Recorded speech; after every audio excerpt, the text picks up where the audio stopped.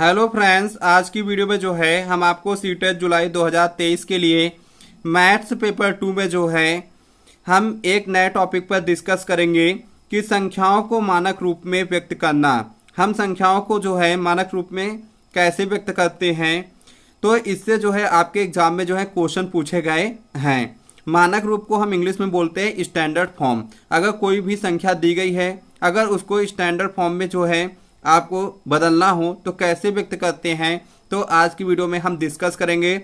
और इससे किस प्रकार से क्वेश्चन आपके एग्जाम में बने हैं वो भी जो है आज की वीडियो में हम डिस्कस करेंगे।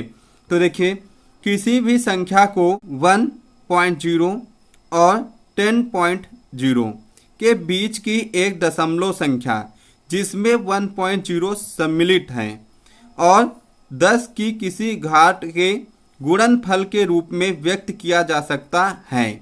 संख्या के इस रूप को उसका मानक रूप कहते हैं।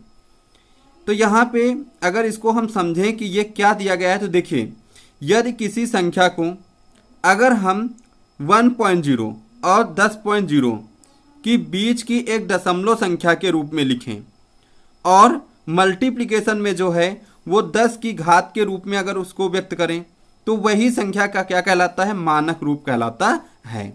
अब देखिए, इसको हम उदाहरण से अच्छे से समझेंगे। तो उदाहरण से देखिए, यहाँ पे आपका दिया गया है 59। अब इस 59 को जो है 1.0 और 10.0 के बीच की दशमलव संख्या के रूप में लिखना है। तो देखिए, अब अगर इसको हम 59 को जो है अगर 1.0 और 10.0 के बीच की दशमलव संख्या के रूप में लिखेंगे, तो इसका मतलब हमको लिखना पड़ेगा 5.9 लिखना पड़ेगा। अब ये 5.9 जो है वो आपका 1.0 और 10.0 के बीच में आपका आ जाएगा। अब देखिए, अब यहाँ पे देखिए, हम 9 के पहले जो है हम यहाँ पे दशमलव लाए हैं। तो अब देखिए, अब ये दशमलव तो हम ले आए हैं, लेकिन जब हम यहाँ पे दशमलव लाए हैं, पहले से तो दशमलव था नहीं, हमने क्या किया कि एक डिजिट पहले जो है हम क्या किए, दशमलव ले आए। अब अगर एक डिजिट पहले अगर हम दशमलव लाए हैं तो हमें मल्टीप्लिकेशन में जो है 10 की पावर जो है 1 लेनी पड़ेगी। कहने का मतलब ये है कि अगर हम एक डिजिट पहले दशमलव लगा रहे हैं तो हमें 10 की पावर 1 लेनी पड़ेगी। अगर हम 2 डिजिट पहले दशमलव ला रहे हैं तो हमें 10 की पावर 2 लेनी पड़ेगी। अगर 3 डिजिट पहले अगर हम दशमलव ला रहे हैं तो हमें 10 की पावर 3 लेनी पड़ेगी। अगर हम 4 डिजिट पहले अगर हम दशमलव ला रहे हैं तो हमें 10 की पावर जो है 4 लेनी पड़ेगी। ठीक, तो अब यहाँ पे देखिए, जब जो 59 था वो 1.0 और 10.0 के बीच में कब आएगा? जब इसको हम 5.9 लिखेंगे, तभी तो इसके बीच में आपका लाई करेगा। और आपने आगे देखा कि और 10 की किसी घात के गुणनफल के रूप में लिखना पड़ता है। तो देखिए, जब हम यहाँ पे दशमलव लाए हैं तो आगे हमें जो है गुणनफल में क्या लिखना पड़ा है? 10 की पावर 1 लिखना पड़ा, क्योंकि दशमलव हम जो है अगर एक डिजिट पहले हम लाएंगे तो यहाँ पे हमें मल्टीप्लिकेशन में 10 की पावर 1 लेना पड़ेगा। यही आपका जो आया है, यही आपका जो है इस 59 का जो है स्टैंडर्ड फॉर्म हो गया। अब देखिए, ये 590 है। ठीक, अब इस 590 को अगर हमें मानक रूप में व्यक्त करना है स्टैंडर्ड फॉर्म में, तो अब देखिए, इसमें जो है हमको दशमलव कहाँ पे लाना पड़ेगा? तो देखिए, 1 2 डिजिट पहले लाना पड़ेगा। तभी देखिए कि 5.90, जब हम 2 डिजिट पहले दशमलव लेंगे तभी तो ये संख्या आपकी 1.0 और 10.0 के बीच में आएगी ये संख्या। अब देखिए, जब 2 डिजिट पहले जो है दशमलव लाएं तो हमें पता होना चाहिए कि अगर हम 2 डिजिट पहले दशमलव ला रहे हैं तो हमें 10 की पावर जो है 2 लिखना पड़ेगा गुणनफल में। ठीक, अब इसको अगर मानक रूप में बदलेंगे तो इसको क्या करना पड़ेगा? यहाँ भी 1 2 3 डिजिट पहले दशमलव लाना पड़ेगा। तो देखिए, 5.9 फिर 20। अब देखिए, 3 डिजिट पहले दशमलव लाए हैं तो यहाँ पे हमको क्या लिखना पड़ेगा गुणनफल में? 10 की पावर 3 आगे लिखना पड़ेगा। अब यहाँ पे देखिए, 1 2 3 4 डिजिट पहले दशमलव लाना पड़ेगा। तो देखिए, 5.9000। अब 4 डिजिट पहले दशमलव लाए हैं तो हमें गुणनफल में 10 की पावर जो है 4 लिखना पड़ेगा। ठीक, तो इसका मतलब ये है कि जितने डिजिट पहले हम दशमलव लाएंगे उतनी ही पावर हमें 10 के ऊपर लगानी है। अगर हम 4 डिजिट पहले दशमलव ला रहे हैं तो हमें 10 की पावर 4 लेना है। अगर 3 डिजिट पहले ला रहे हैं तो हमें 10 की घात 3 लेना है। अगर 2 डिजिट पहले ला रहे हैं तो हमें 10 की घात 2 लेना है। अगर 1 डिजिट पहले ला रहे हैं तो हमें 10 की पावर 1 लिखना पड़ेगा। यही आपके जो हैं संख्याएं थी यहाँ पे, और इनका जो है मानक रूप आपका ये आ गया। अब देखिए, अब एक चीज आपको समझना है कि हम किसी भी संख्या को मानक रूप में क्यों व्यक्त करते हैं। देखिए, कभी कभी क्या होता है कि बहुत बड़ी संख्या होती है और उसको जो है पढ़ने में और लिखने में हमें जो है कठिनाई महसूस होती है, तो उसको जो है इजी बनाने के लिए, इजी रूप में पढ़ने के लिए हमें उसको मानक रूप में बदलना पड़ता है। ठीक, अब देखिए यहाँ पे एक संख्या है। अब ये संख्या इतनी बड़ी है कि अगर इसको हम पढ़ेंगे तो हमें पढ़ने में क्या होगी, कठिनाई होगी। अगर हम इसको मानक रूप में बदल दें तो वही हम जो है आसानी से पढ़ लेंगे। तो अब देखिए, अगर इसको मानक रूप में अगर हमको बदलना है तो हमें क्या करना पड़ेगा,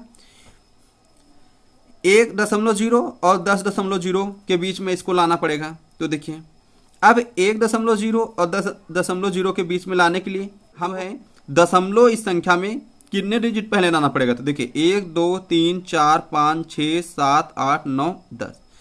जब हम 10 डिजिट पहले दशमलव लाएंगे तभी हमारा जो है ये संख्या जो है वो 1.0 और 10.0 के बीच में आएगी। ठीक, तब देखिए 3 3 6 3 9 10 डिजिट पहले ला रहे हैं। तो देखिए 4.0 हो गया, 10 डिजिट पहले ले आए। अब इसके बाद मल्टीप्लिकेशन में जितने डिजिट पहले हम दशमलव ला रहे हैं उतने ही जो है 10 की पावर हमें लिखनी पड़ेगी। तो 10 की पावर क्या लिखनी पड़ेगी हमको, तो 1 2 3 4 5 6 7 8 9 10। हम जो है 10 डिजिट पहले पॉइंट लाए हैं तो इसलिए हमें 10 की पावर जो है 10 लिखनी पड़ेगी। तो यही हमारा जो है इस संख्या का मानक रूप जो आया वो 4.0 इंटू 10 की पावर 10। अब इस संख्या को पढ़ने में जो है कठिनाई हो रही थी, लेकिन हम इसके मानक रूप को जो है आसानी से पढ़ सकते हैं। अब यहाँ पे देखिए प्रीवियस ईयर क्वेश्चन जो है किस प्रकार से पूछे गए हैं मानक रूप पे। तो देखिए फर्स्ट क्वेश्चन है, पृथ्वी और चंद्रमा के बीच की दूरी आपको यहाँ पे दी गई है 384 ठीक कामा 000 मीटर है। यदि इसे मानक रूप अर्थात p इंटू 10 की पावर n के रूप में व्यक्त किया जाए तो p और n के मान क्रमशः क्या आएंगे वो आपको बताना है। तो देखिए आपने एक चीज ये जान लिया कि जो भी मानक रूप होता है वो आपका p इंटू 10 की पावर n के रूप में ही व्यक्त किया जाता है। यहाँ पे देखिए जो आपका पृथ्वी और चंद्रमा के बीच की दूरी दी गई है इसी को हमको मानक रूप में लिखना है p और 10 की पावर n के फॉर्म में। तो देखिए 384 कामा 000 कामा 000।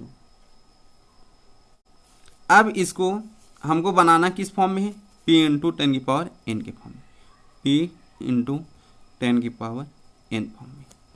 ठीक, अब यहाँ पे देखिए अगर इसको हम मानक रूप में लिखेंगे तो हमें जो दशमलव है वो कहाँ पे लाना पड़ेगा, तो देखिए 3 के बाद लाना पड़ेगा। तो अब देखिए जब 3 के बाद आप लाएंगे तो इसका मतलब कितनी डिजिट पहले हमको लाना पड़ा है, तो देखिए 1 2 3 4 5 6 7 8 डिजिट पहले आपको दशमलव लाना पड़ा है। ठीक, तो देखिए 3.84 हो गया। अब जब हम दशमलव जो है यहाँ पे ले आए तो आपको पता होगा कि जितने डिजिट पहले हम दशमलव लाए हैं उतने ही हमें गुणनफल में क्या लेना पड़ेगा, 10 की घात लेनी पड़ेगी। तो देखिए 1 2 3 4 5 6 7 8, तो 8 डिजिट पहले लाए हैं तो इसलिए हमें 10 की घात कितनी लेनी है, 8 लेनी है, is equal to p into 10 की पावर n। अब देखिए यहाँ पे अगर कंपेयर करोगे तो देखिए p की वैल्यू आपकी क्या आ गई, 3.84 आ गई। ठीक, और n की वैल्यू आपकी क्या आ गई, 8 आ गई। ठीक, तो p की वैल्यू हमारी क्या आ गई, 3.84 आ गई, और हमारी n की वैल्यू क्या आ गई, 8 आ गई। यही हमारा क्या है, आंसर है। तो इस प्रकार से इस क्वेश्चन का जो है ऑप्शन आपका कौन सा करेक्ट है, फर्स्ट ऑप्शन जो है करेक्ट है। नेक्स्ट क्वेश्चन देखिए, प्रीवियस ईयर में क्या पूछा गया है मानक रूप से। तो देखिए, यदि 1.5 इंटू 10⁶ और 3.4 इंटू 10⁷ के योग को p इंटू 10⁻n के मानक रूप में व्यक्त किया जाता है तो 2p + n का मान क्या होगा। ठीक, तो यहाँ पे देखिए हमें पहले इनका क्या करना है, योग करना है, और फिर इसके योग को जो है हमें मानक रूप में मतलब p इंटू 10⁻n के रूप में व्यक्त करना है। फिर उसके बाद हमें 2p + n का मान निकालना है। तो अब देखिए पहले इन दोनों का योग करेंगे। तो 1.5 इंटू 10⁶ प्लस 3.4 इंटू 10⁷। अब यहाँ पे देखिए कि इसको प्लस करना है। अब कैसे करेंगे, तो देखिए यहाँ पे 10⁶ है, यहाँ पे 10⁷। तो देखिए दोनों में हमें कॉमन मिल गया 10⁶। तो अब क्या करेंगे, 10⁶ जो है हम कॉमन लेंगे। तो जब 10⁶ अगर हम दोनों से कॉमन ले लिए तो देखिए ब्रैकेट में हमारा क्या आएगा। तो देखिए अब इसके पास कितना बचा, 1.5 प्लस इससे हम 10⁶ कॉमन ले लिए, तब इसके पास कितना बचा। तो देखिए 3.4 इंटू 1 10 बचा इस। ठीक, अब इसके बाद देखिए 10⁶ 1.5 प्लस अब 3.4 को 10 से मल्टीप्लाई करेंगे तो आपका कितना आ जाएगा, 34 आ जाएगा। ठीक, अब इसके बाद देखिए 10⁶, अब इनको प्लस करना है तो 34 प्लस 1.5 है, तो आपका कितना आ जाएगा, 35.5 आपका आ जाएगा प्लस करने पे। 35.5 इंटू 10⁶, इसको मानक रूप में व्यक्त करना है। तो आपने पढ़ा था कि मानक रूप में हम व्यक्त करेंगे तो पहले जो है हमको जो है इस दशमलव को जो है हमें यहाँ पे जो है इस जगह पे शिफ्ट करना पड़ेगा। ठीक, इस डेसिमल को यहाँ शिफ्ट करना पड़ेगा जब मानक रूप में बदलेंगे। तो देखिए अब इस दशमलव को जब यहाँ पे लाएंगे तो 3.55। अब जब एक डिजिट पहले ला रहे हैं तो यहाँ पे जो 10⁻⁶ है 6, इसमें एक प्लस हो जाएगा, तो इंटू 10⁻⁴ अब कितना हो जाएगा, 7। अब ये देखिए कि ये हमारा मानक रूप में जो है किस फॉर्म में आ गया, p इंटू 10⁻n के फॉर्म में आ गया।